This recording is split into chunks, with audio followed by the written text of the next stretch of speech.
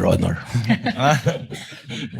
The presiding officer would like to remind the witness to kindly avoid making a ruling for and behalf of the presiding officer. But you're at liberty to disclose who searched for that Las Cañas document.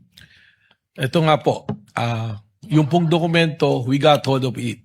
Sabi nga po natin, meron po kami mga tinatawag na amin pong mga informants at mga source. It was provided to us.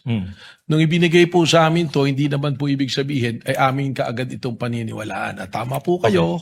That's okay. I can ask subsequent questions regarding to that. So actually, my question is, after you had obtained this document, did you subpoena Las Cañas to verify the contents of those documents? Hindi po, sapagkat he is nowhere to be found. That's enough. So without verification, you decided to believe the contents of the document that you obtained? Again, ibabalik ko po ron sa 5 nating factors. Isinama lamang namin po ito, isa dun sa mga factors na sinasabi po natin, yung pattern of violence na tinatawag. At doon po, doon sa paragraph 270, sinasabi nga po na may kinalaman sa extrajudicial killing si dating Mayor Sara Duterte at in fact, sabi pa nga niya, huwag nyo nang barilin, kidnapin nyo na lang. Pero bago po kami dumating doon sa punto na gamitin yun, tingnan na po namin yan. Alright. Sorry to interrupt you. So the short answer to my question is yes. Pakiulit po yung Alright. tanong ninyo. The question is, did you decide to believe the contents of the document without verifying it with Las Cañas? Yun nga po yung sagot po ko po, hindi Yes. kaagad. Kaya po ikinikwento ko nga kung paano po namin nagamit yun. Alright. So hindi po kaagad namin pinaniwala. Okay. Your Honor, may I just manifest that the defense is actually misleading already the witness. He kept on raising the question, did you believe right away? When as a matter of fact, the witness is explaining. Your Honor, I never meant sorry. Counsel, with all due kindly respect. let the lead prosecutor finish. The witness has been saying that he did a lot of things after receiving the affidavit of Las Cañas, to the extent of going over the 5 factors that he testified to yesterday. But after that first question, so that means yes. The defense said yes. To his question, did you believe to that right away, to that affidavit? The position of the witness, Your Honor, is no. Short Because- rejoinder, Your Honor. Actually, asked and and answered by the witness. That is his response, counsel for respondent, to your question. Yeah. Move on, counsel. Yes, Your Honor. We are satisfied with that answer. But another follow-up question. So without verifying it, sorry. That's misleading, Your Honor. Allow him to finish the question, counsel. just on What the is the point- pleasure of Senator Judge Cayetano? Just on your ruling, may be clarified because the question was, pinaniniwalaan mo ba? Ang sagot niya, hindi ka agad. So counsel was asking for yes or no. I just want to be clarified. Hindi pinaniniwalaan agad, does that mean afterwards pinaniniwalaan mo na or never mo pinaniniwalaan? Just so that the record is clear. Just that clarification. There should be no. Thank you, Senator Judge Cayetano. Alan. Witness will please answer.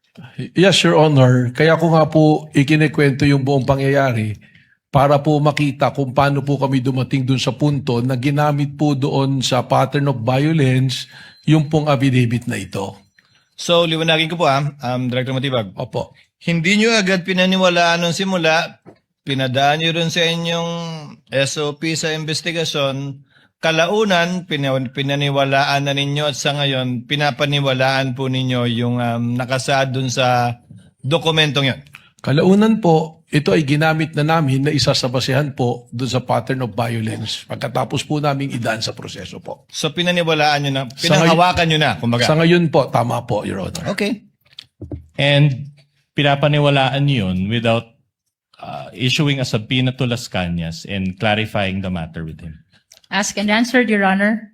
It's a different question, Your Honor. We're already at this point. Witness may answer. Pakiulit po. So, you mentioned na pinapaniwalaan nyo na siya ngayon as clarified by the chair. So, are you saying that pinapaliwanaan nyo na ngayon without issuing a subpoena to Las Cañas and verifying it with him? Hindi po nag-issue ng subpoena kay Las Cañas, pero meron pong naging verification process. Alright. But not with Las Cañas, who is the author of that document. As and answered po, Your Honor.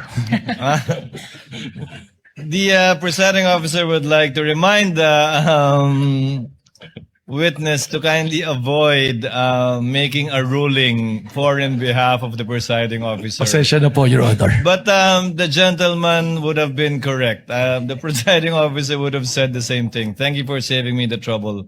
But try to avoid that, Director Matibag. Sorry po, Your Honor. All right. Thank you. Thank Counsel you. may proceed. All right. Director Matibag, yesterday I identified 2 videos and you related it with the alleged pattern of behavior of VP Sara, correct? The first video that you showed, I think, involved the sheriff. Tama po. All right. But that incident, will you confirm that that incident took place on July 1, 2011? Yes, long time ago po. So around 15 years ago. Tama po. And did you still find it relevant to use that video? Under po dun sa 5 factors namin, ang tinitingnan po natin sa pattern of violence is the historical behavior. Alright.